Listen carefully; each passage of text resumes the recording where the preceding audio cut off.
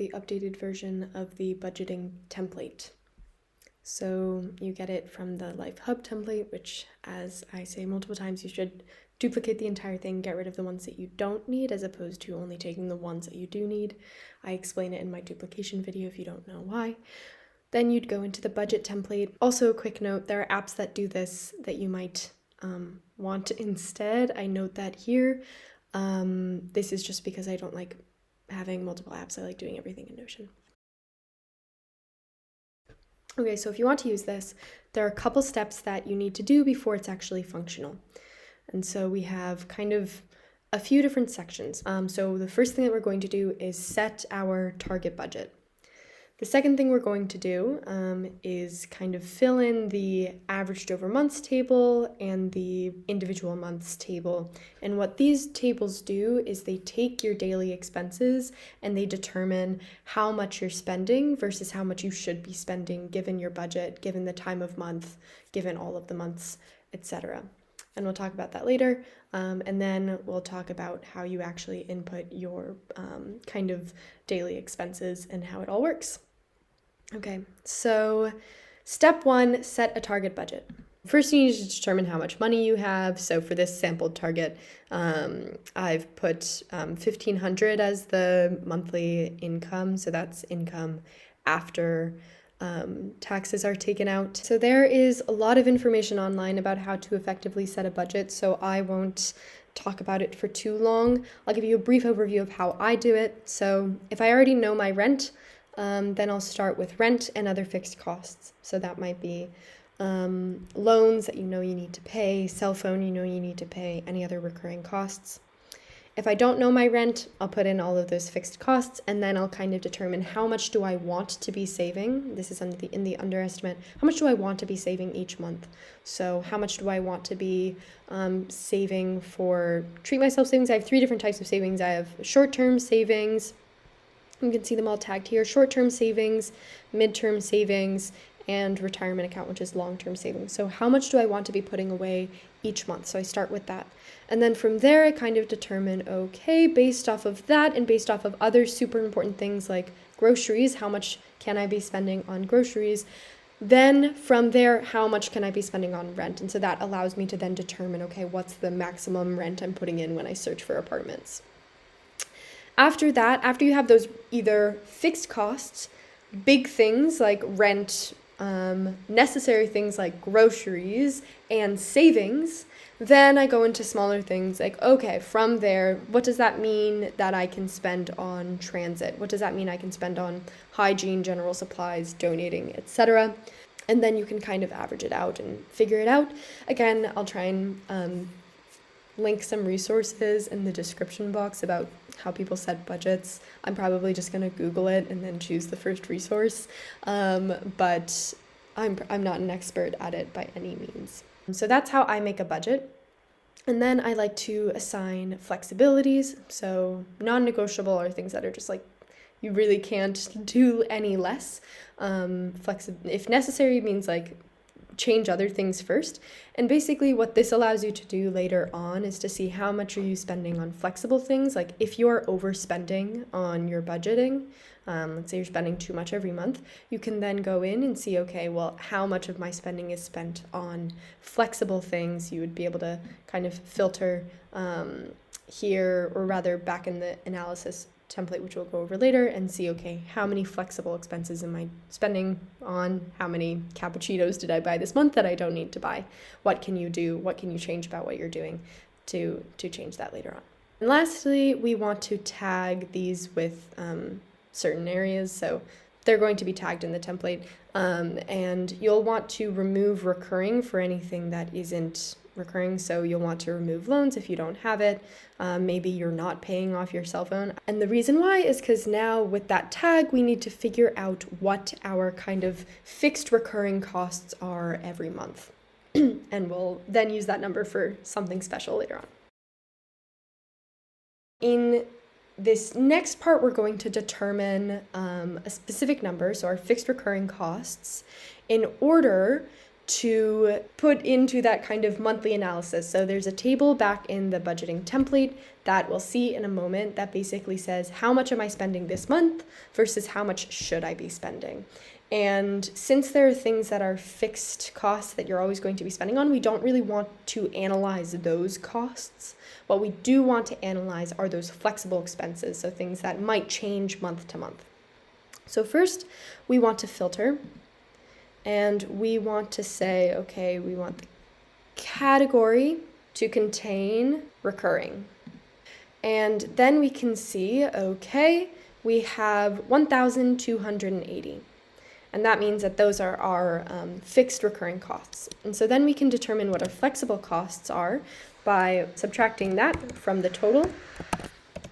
And we have 220. Great. So now we'll go back into the budget template, or the main budget template. And from there, we will go into the by individual month spending analysis table. And this table, as you can see, tells us, okay, in December, we spent way more than expected. And we'll see more about what this table does later. But first, we will open this up. And you'll put into the monthly budget section that number that we just got. So you literally just need to paste that. So maybe it's 400, maybe it's 220. And then from there, we get a number of things. We'll go over this more in depth, like what this actually does later. So first, we're just finding those costs and inputting them so that everything's set up.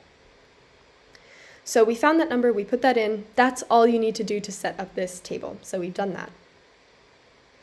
Then we have the spending analysis averaged over months. So I'm actually going to open that in another tab and then pull up the sample target budget. And then I'm going to switch between these two tabs. So you won't be able to see me switching, but I'm just going to switch. So in here, and we'll see how this kind of works into the daily expenses later as well, we have each of these kind of general areas of spending.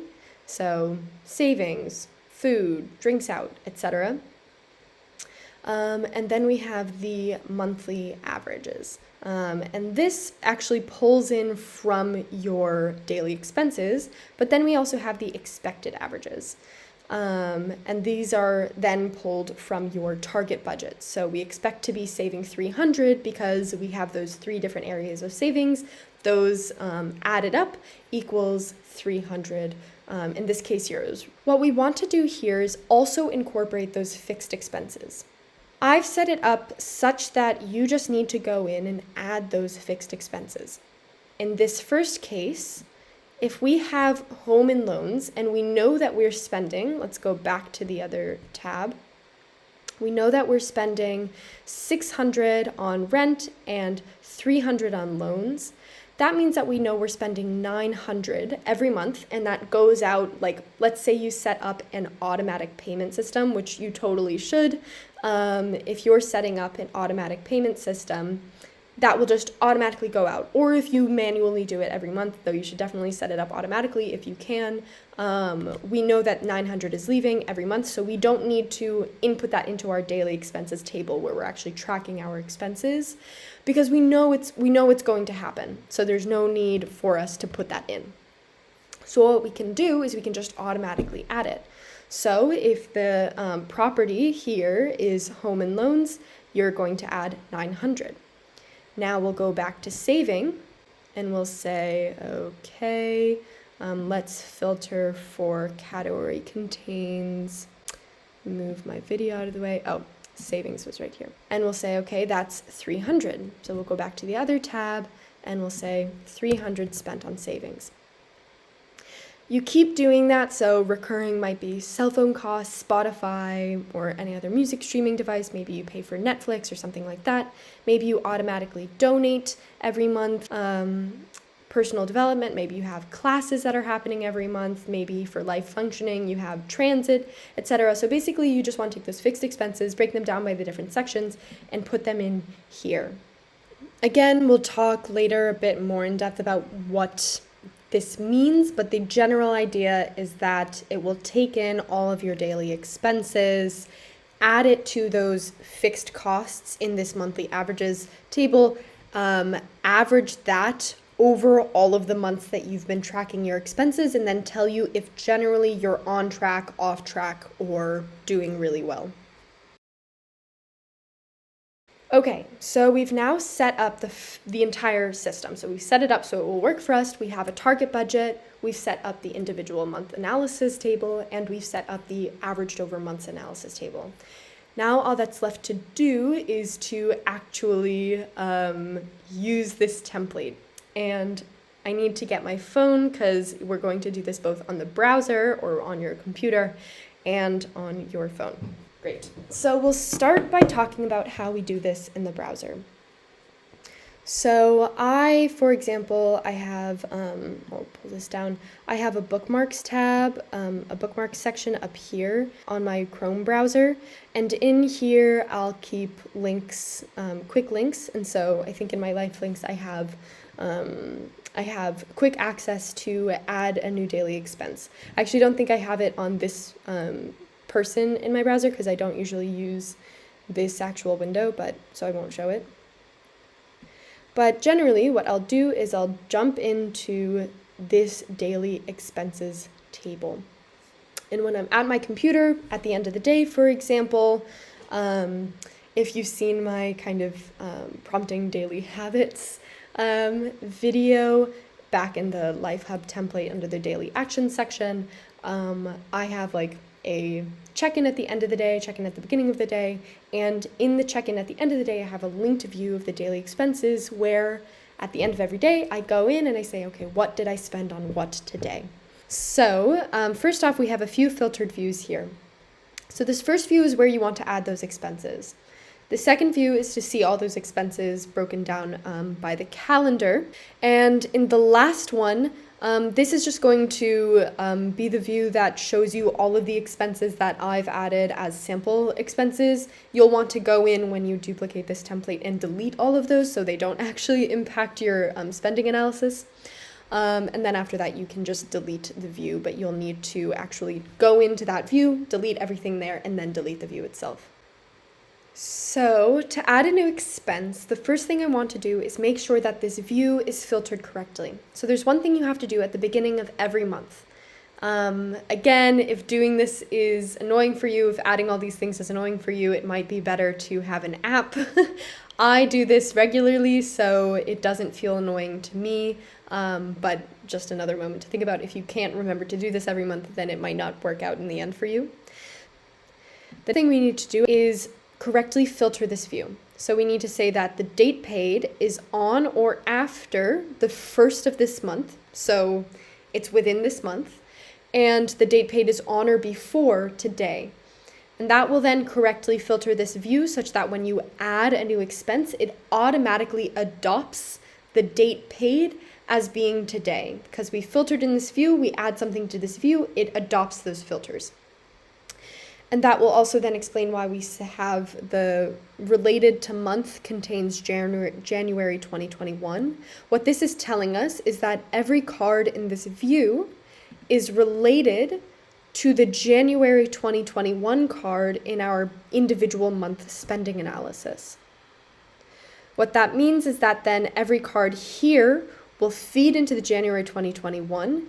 In here, it will take a sum of all of those expenses that we've added to that card or that we've related to that card. And that will then be able to tell us, okay, how much have we spent? How much were we expected to have spent? So you'll see this here. For example, let's go into home and loans. Let's add a new expense. Let's say we just bought a broom. Let's open up this card. And now, as you can see, the date paid is today. The month is connected to January 2021, and it even filtered with the category because we added it to that specific category column. The next thing that we need to do is add the amount. So let's say it was €5. And the very last thing we need to do is add it to the correct template. So now we have it. We have the amount, obviously important. The date paid is important for viewing in this view. Averages then allows you to see, okay, how are all of the expenses that we've ever paid on home and loans. How is that averaging out over each month? And then lastly, this month's connection allows us to see, okay, how are we doing this month?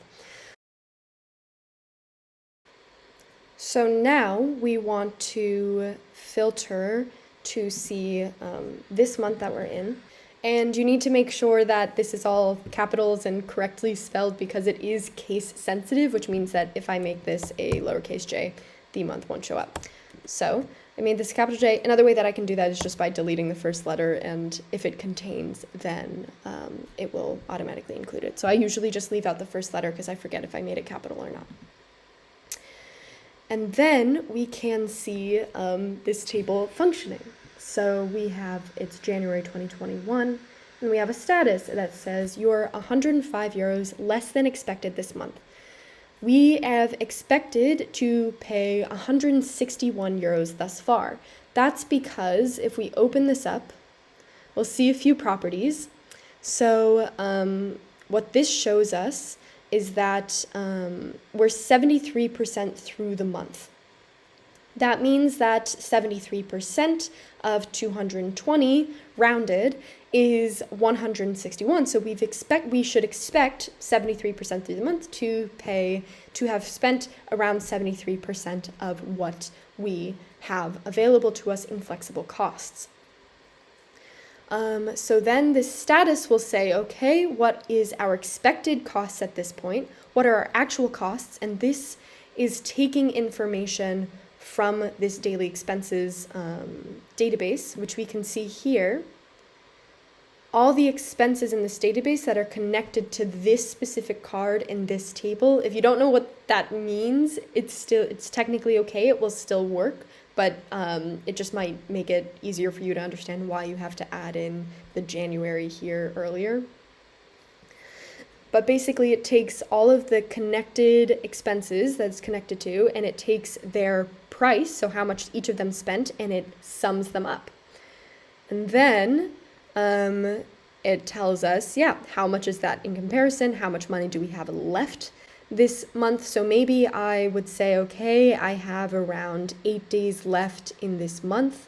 I have 164 euros left, and maybe I have a really big event that's coming up that I need to spend 100 euros for. So I can kind of begin to imagine how much money I have left in my bank account this month, and how much then I should kind of average out in order to spend properly in the upcoming week. So that covers how that table works, and that means that when you come in here, you can really easily see kind of where you're at, how much money you have left. I'll actually make this smaller so that it's easier to see on the main page. And then we can also see the averaged over months. And we talked about this briefly before, so I won't belabor the point, but basically, again, this is taking in the monthly averages, and I'll show you quickly how this does this. So, as we saw earlier, in every expense that you add, it has to be connected to one of these pages in this specific database. And that means that when they're all connected, all of these expected expenses will come in. And these are kind of irrelevant of the date. So they don't really care when the date is here. It's adding up all of the expenses ever spent on savings. And you can see that here, this total tells us the relation is actual expenses, the property is amount, so that's the actual amount we spent on something, and it calculates the sum. It then compares that to the expected expenses. So these expected expenses are in that target budget table, and it tells us, okay, how much do we expect to spend every month? And then it takes that earliest date and the date that we're at right now, and it tells us how much time that has been. So it's been 8 months. And then we can take this total and divide it by that number. And what that means is then we have how much are we spending on this category on average every month. And if that average is then adding up to roughly what our expected expenses are every month, it will tell us we're on track, we need to cut back, or if we're doing super well, it will tell us you're doing really well. This is where you can start to notice your habits. So if you're spending a lot on drinks and food out, and it's telling you you need to cut back, you know that that's where you should cut back. So generally in my life, I'm spending a bit too much on cappuccinos, for example, and I can change my habits. So instead of going to the local cafe, I can just get some coffee grounds and make my own coffee at home, and that should cut back on some money every month. So this specific table allows you to evaluate your habits and what you're doing over time, which is, I think, more important than a snapshot of a month, which can be quite variable depending on what you needed that month. And the last thing that I'll say is that I don't just go in here and add things here to my browser to add daily expenses.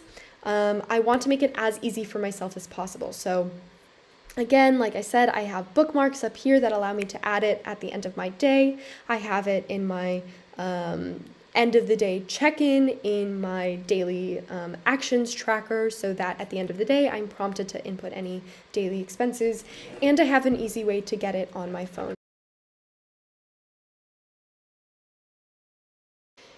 So I have my home screen here, as you can see, and I've kind of updated it with like the recent changes to iPhone, and I added this widget thing.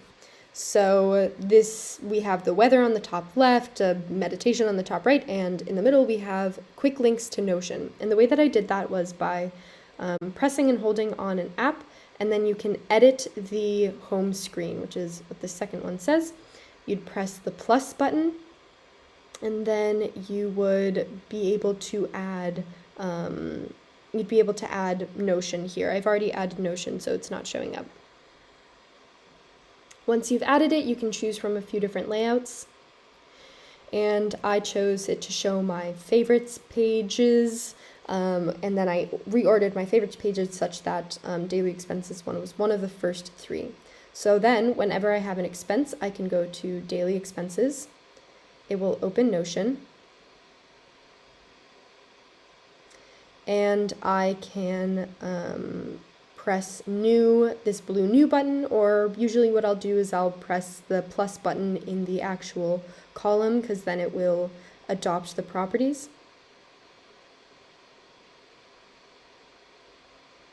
And then I can go in and add that information. So I need to update this, the edits here, because I haven't been using my phone recently. So I can update the date paid to be today, the month to be January. Usually that should just automatically happen if you've filtered it correctly. Then I'll say maybe €3. Again, just do the whole thing that we did before.